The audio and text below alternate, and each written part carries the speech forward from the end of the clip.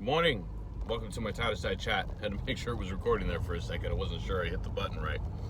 Yeah, it's a beautiful September 20th, I believe. I would check, but I still do not have a watch. After my Fitbit died, it's been like 3 or 4 weeks, maybe 3, I don't know. The time has passed since that happened, and I have yet to buy another watch. It hasn't been a priority, I guess. Do I have the money? Could I just go out and buy one? Yeah.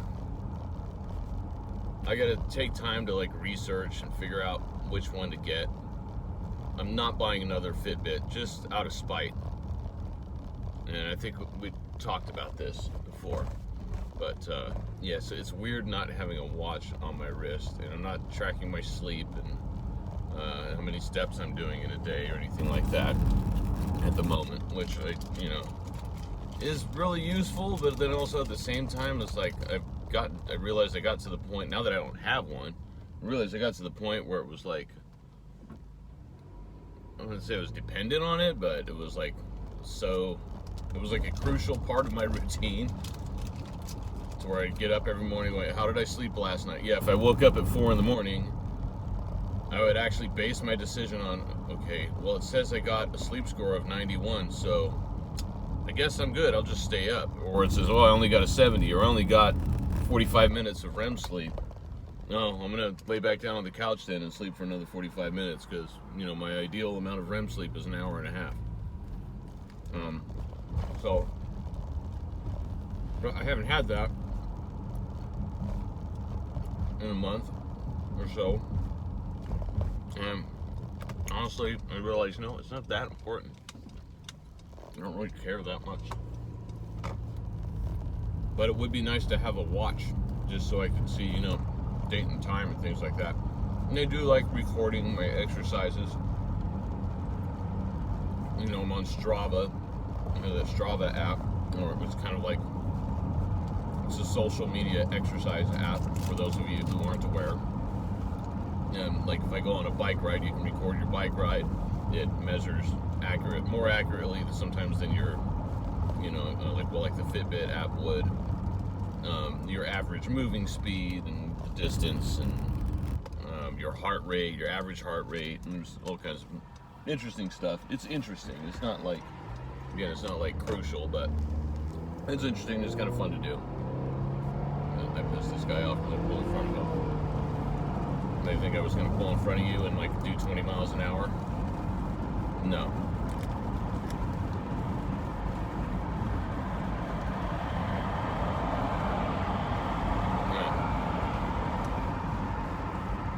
Yeah, she's not even looking anyways. She's looking at her phone. So, anyhow, I didn't mean to spend the whole first 3 minutes talking about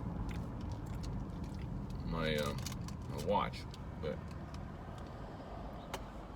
what was I going to talk about? I actually had an idea.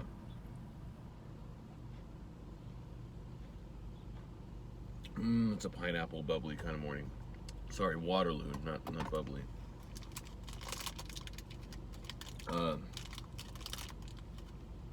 Yeah, so it's really cooled off here in Fresno, which I'm very happy about. It was only, I guess it was 59 degrees, or it still is right now. There's clouds to the east, which I guess I can move the phone for a second. You can kind of see. Yeah. I don't know if that was very good. And the light's turning green, so I gotta put this back. But yeah, it's been cooler. Highs in the mid 80s or so. I don't know what it's supposed to be today. I haven't looked at the weather report. But yeah, one nice thing has been, it's been cooler but still sunny outside. So our solar panels have been we've been generating more power than we've been using. A few days now, which is nice.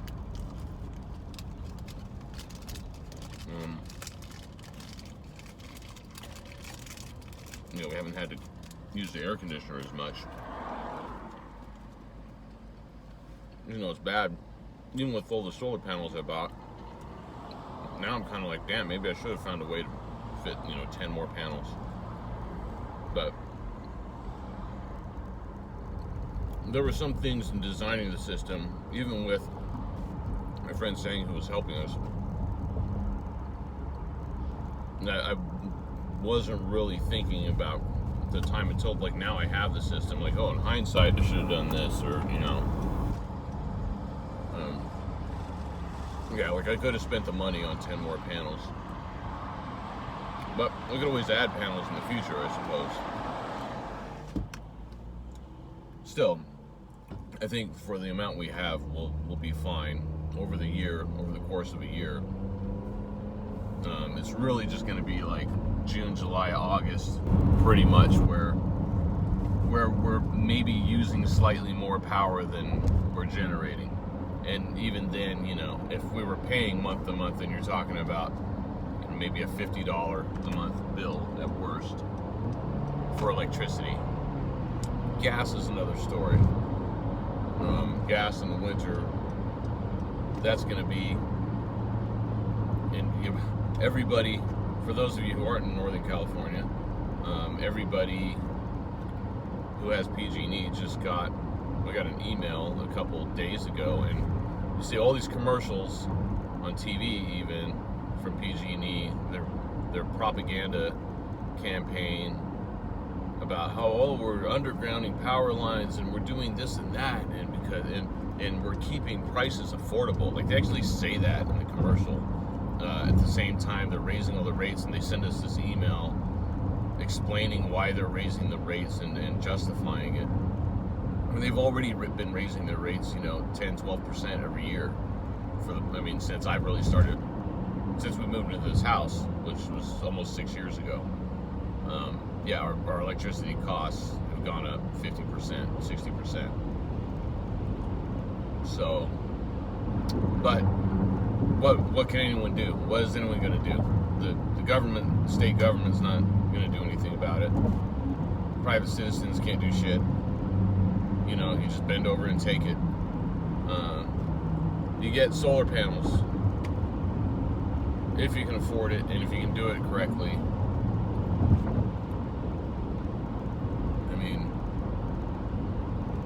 Yeah, and if you're not like renting somewhere where you have no control over it and you just have to pay the electric bills, and then PG&E wants you to use less and less power all the time, which they have a tiered system like they used to. It's like, I think they didn't for a while, if I remember correctly. Like, they keep changing the way that they bill, and it used to be there was tiers 1, 2, 3, and 4 like 5 years ago, and it was like, okay, if you use this much, so many kilowatt hours in a month, if it's like under 200 or something, which isn't that much, or maybe it was less than that, I don't know, then you get charged, it used to be like 11 cents per kilowatt, each of those kilowatts. And then once you go over that 200 kilowatt hour a month baseline, then you're in tier 2, and all of those hours that you get billed for are 15 cents. And then there's a tier 3, which is above a certain other level, and those are 20 cents or whatever. And then it would like go on. That kept going up, and then they just changed it all together, and then they changed it again now. So that now, last I looked, there was a tier 1 and a tier 2. And the tier 1 again is like, but it seems like there's only 2 tiers. And the tier 1, it was like, as of June, I think it was the last month that it was at that level before they changed it, like in July, and raised the rates, which is when I noticed that my bill went up in price. It was like 31 cents per kilowatt, and you had to be under, it was 300 kilowatt hours a month, which is almost nothing. It's like it's not almost nothing, but I think even,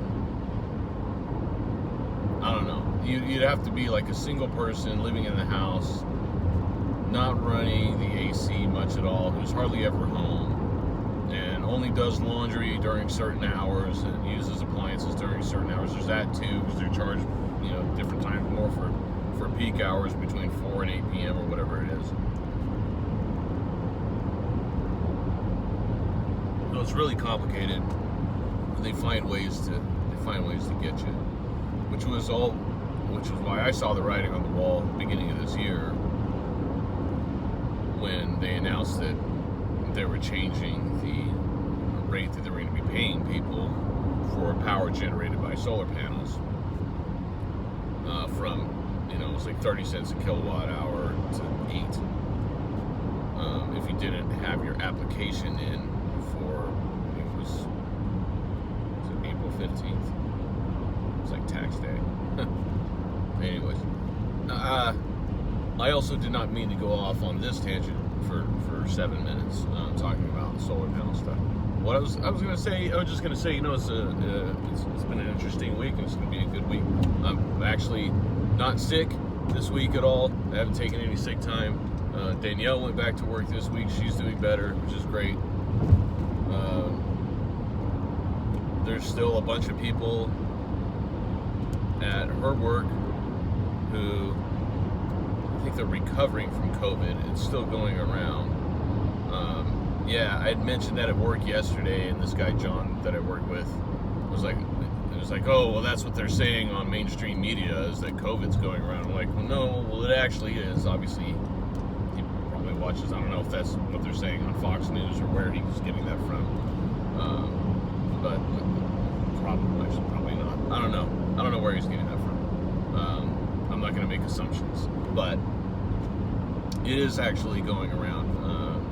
And when we first got sick, we were testing every day. And Danielle was testing twice a day at first to make sure she didn't have it, because everyone else in her office was getting it. And she had symptoms, but it wasn't COVID symptoms. It was whatever. It seemed like it was whatever I had, but the odd thing was that she didn't get sick until after I had been sick with a week and had already recovered. It was like I went back to work on Wednesday, and then she started feeling sick on Thursday. And that's not usually the way it goes down.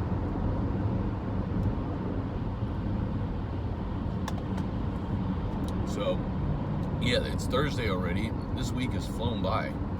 I guess going back to work and being busy will do that. Danielle was saying the same thing this morning. She's like, I can't believe it's Thursday.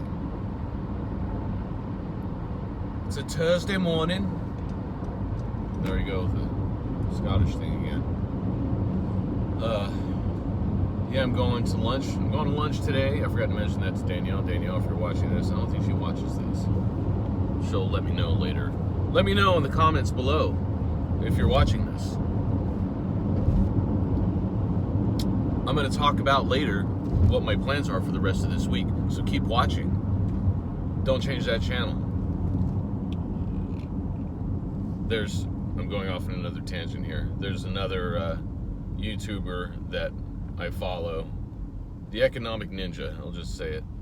I follow him. I like his economic analysis. I don't like anything else that he talks about, pretty much. I disagree with him, or I think I wind up rolling my eyes a lot. But and my mom turned me on to him.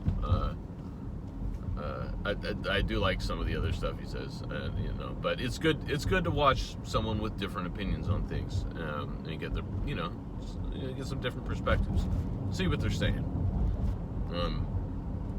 But this guy is a master at generating hits on his YouTube feed.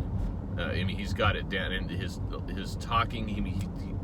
When he starts the video, he knows every single one of them is clickbait, and it's annoying. But I get why he does that. He just has like a running image for like all of his videos that has him standing there looking angry or upset, and it's just the title's just very bad, and then the title, it shows that on the image, and then the title is like, it finally happened ... or this is very important ... or whatever, and then you click it, and it's a 10-minute long video or 20-minute long, the timing depending on when it's released or how it's edited.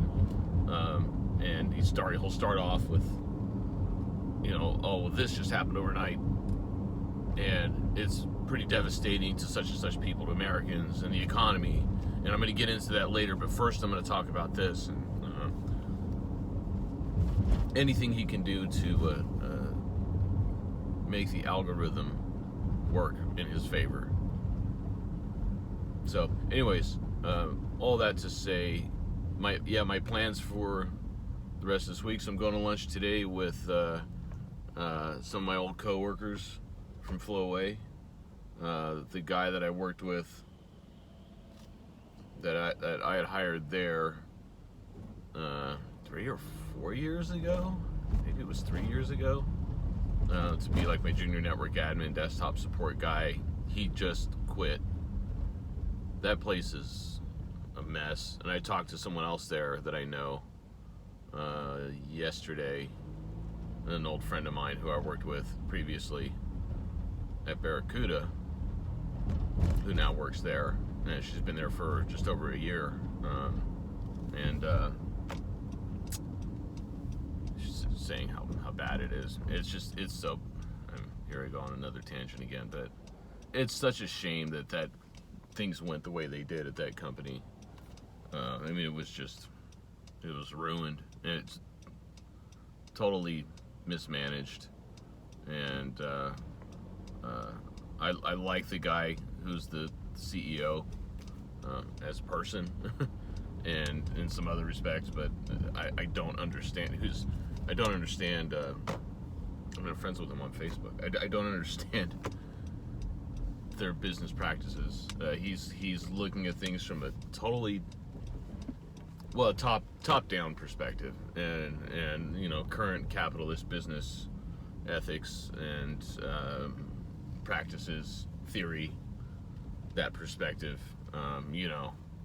Downsizing, getting rid of people that have been there for 30 years and replacing them with college graduates, and bringing in business experts from the outside to manage things that they don't know anything about, and just a bunch of assholes, really. Pardon my French, but yeah, it's too bad, because that if things had gone really well, it was kind of a cool concept for it. That was the other half of it, was the IT organization. The way that they just kind of did us wrong.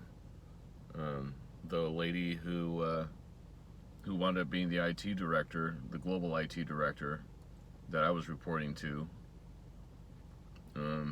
she kind of treated Fresno as the rotten stepchild of the company, and it didn't give us any responsibilities or a seat at the table that we should have had when it came to making decisions. And I mean, simple things like I know how to disable someone's mailbox, or give someone else access to an ex-employee's mailbox after they've been let go at 5 p.m. Pacific time on a Thursday. But I had to wait for the guy in Scotland who did that to come online the next morning, or maybe if he was still online because he was up late that night, I had to message him to do simple stuff like that, and she would just not grant me access to things like that.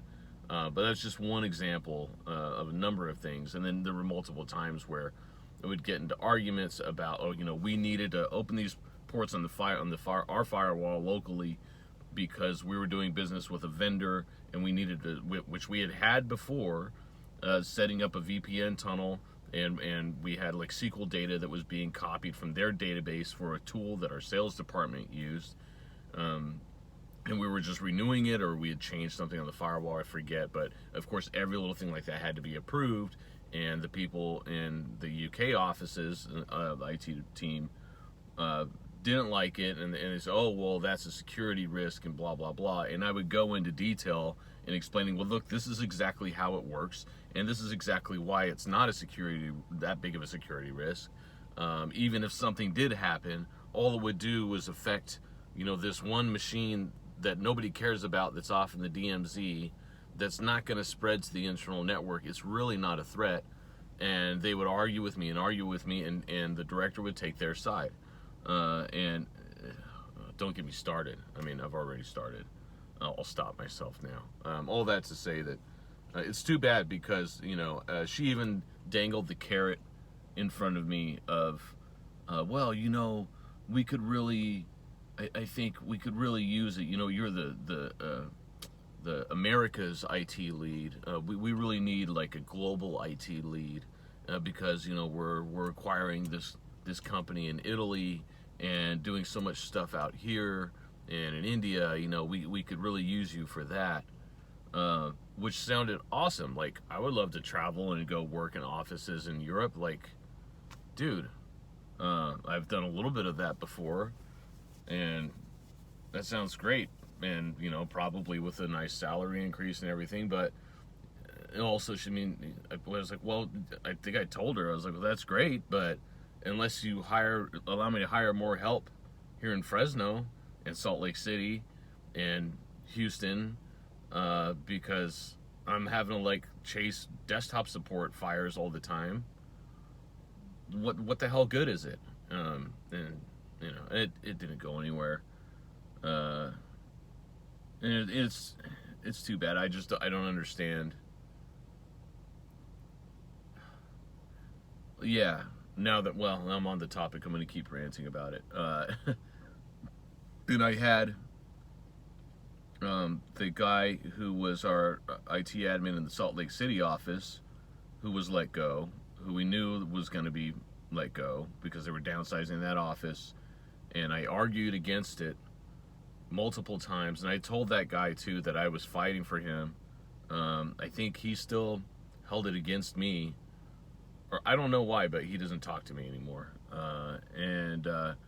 Anyways, I argued against them getting rid of him because I was like, hey, you know what? Even if he's not supporting an office of 150 people anymore, maybe it's only 30 people, but it'll help having him there. But also, he can help me with some of these other offices and maybe with Fresno and utilize him more. He's a good guy. He knows his stuff, and they want to do that. And she decided to let him go, and gave me the impression, or at least I had the impression from somewhere, that it wasn't really up to her.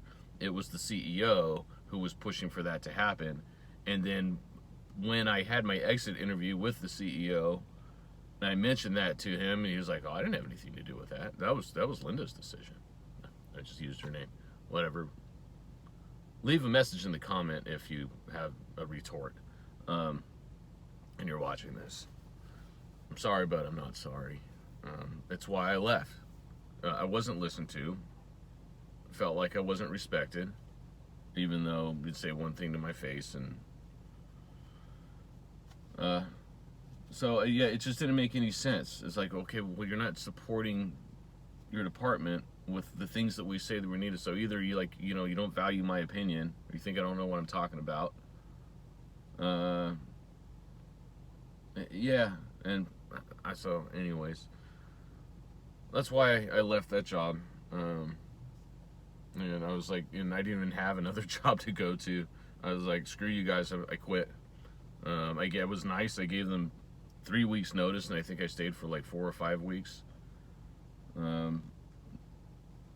Also because, anyways, so I'm having lunch. Yeah, the guy I had hired, he was still there. My boss at the time, my local IT director, John, he was still there at the time, but he's since retired. This other guy quit a couple weeks ago, and he's got another network admin job in town, which is great for him. And so we're going to lunch today, and then tomorrow I'm going to lunch with my other buddies Ben and Harry, who I haven't seen Harry in a while, but he works at the company that does our MSP, does our help desk for us. He's not on the help desk, but he's like the what would you call his title? Like acquisitions? Not acquisitions, but I mean like as in ordering parts and services and things for their customers. So it's like we need a new firewall or something. He goes and gets the quotes out and submits it to us, and we approve it.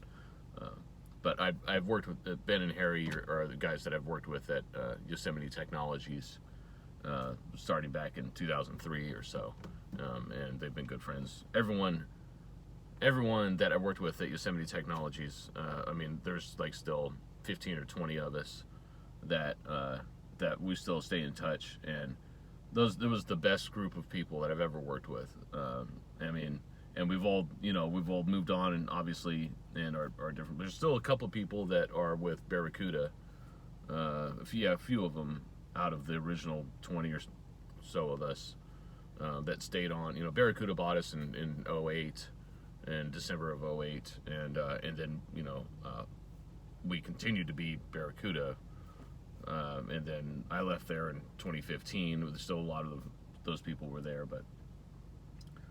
but yeah, I've talked to a couple of them recently.